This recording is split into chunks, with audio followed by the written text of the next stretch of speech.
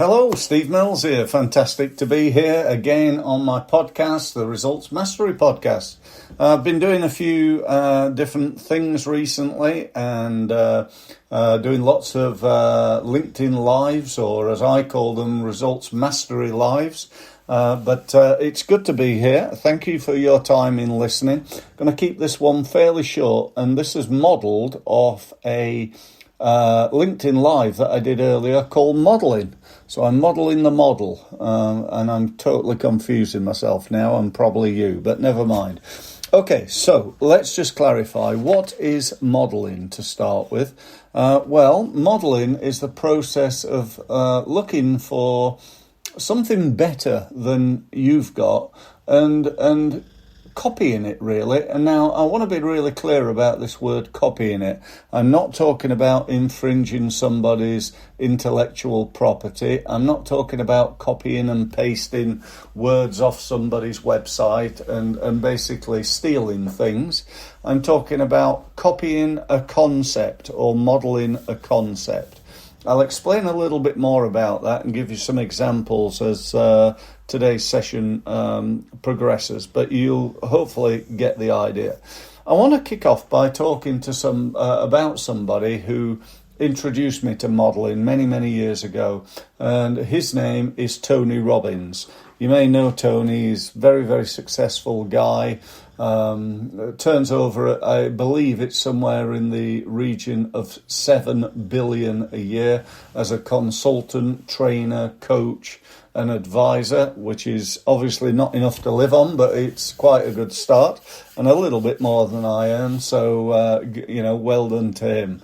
But seriously, he speaks a lot at events. He runs lots of events in front of thousands upon thousands of people. And I always remember him talking about what he called the 5 keys to success. And just to give you a clue, key number 5 is modelling. But I'll explain a little bit more about that as I proceed. So the first thing Tony says, if you want to be successful, is you've got to know what you want. I'm sure he's also said that you can get almost anything you want, but you can't get everything you want. So we can't be good at everything. And what I don't want you to do is think, oh yeah, modelling's fantastic. Let's model these 3,000 things. Far better to model one thing and get it absolutely right, and then go and model another, and so on and so forth. So we need to know what we want. Second, we need to take action, because a lot of people know what they want, but they don't ever do anything. You know, I want to buy a yacht and sail around the world. Do you, Steve? Yeah, I do. So what have you done? Well, nothing. You know, so that's just a daydream for me.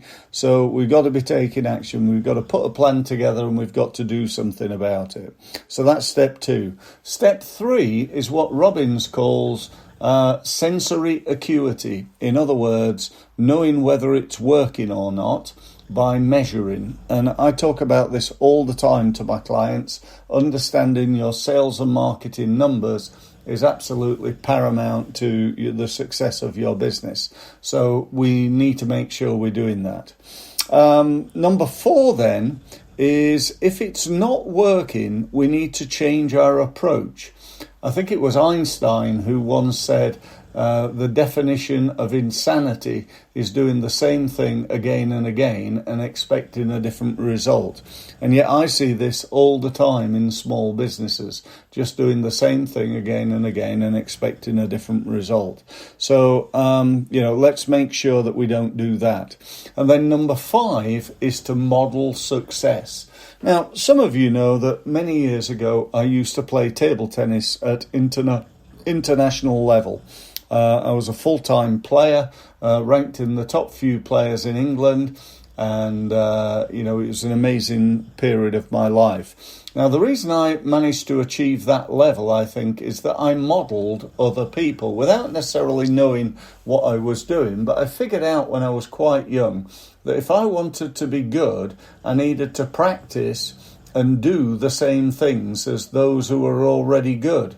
So I decided, right, where can I go and practice with the best players in my area? which led me to travel every day from Sheffield over the Pennines to Manchester to play with several of the top players in England and one guy who actually went on to become European champion.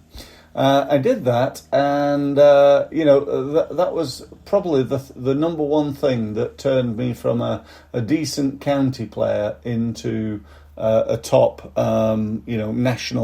nationally ranked player, having beaten several of the world's leading players into the bargain. So if you think about that from a business point of view, who can you model?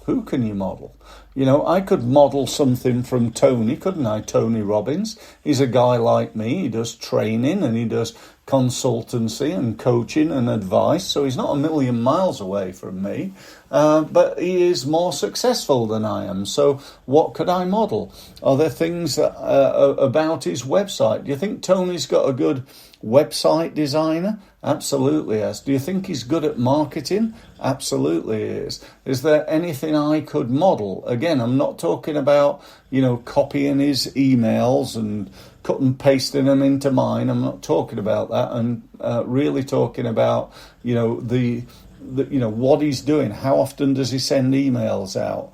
What's the sort of, are they sales emails? Are they, have they got calls to action? If they have, how many calls to action do they have on them? Is it just one, or is it always 3 or 4 different calls to action?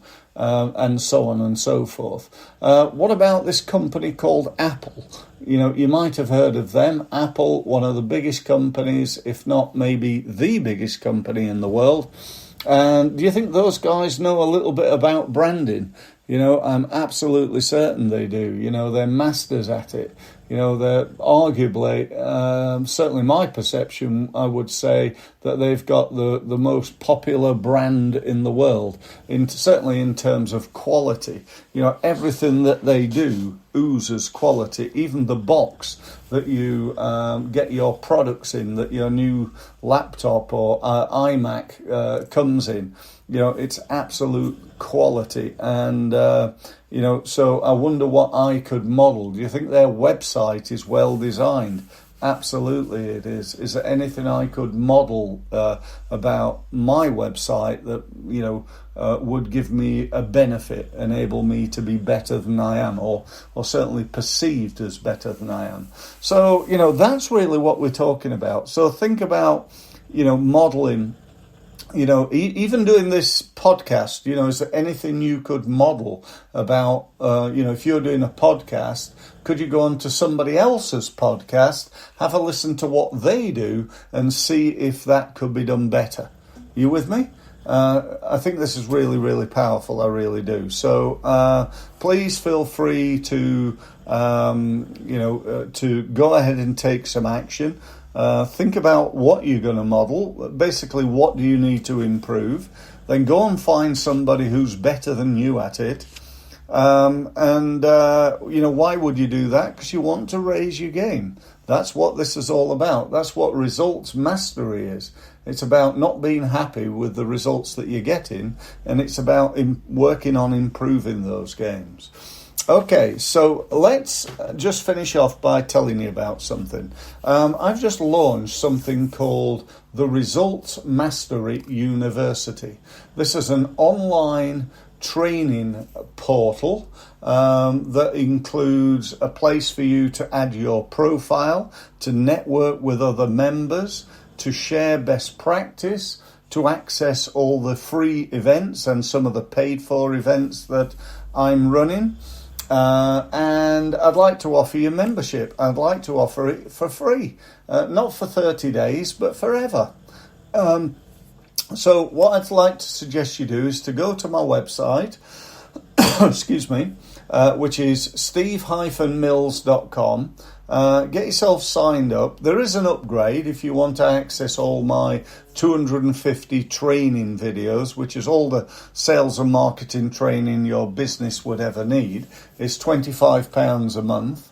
And I would estimate the return on investment from that, which is basically £300 for the year, would be somewhere in the region of £50,000 to £100,000, assuming that you take action. So that's it. That's all I want to say. I hope this has been of value. Thank you ever so much for listening, and I look forward to speaking to you again on my next podcast. Thank you.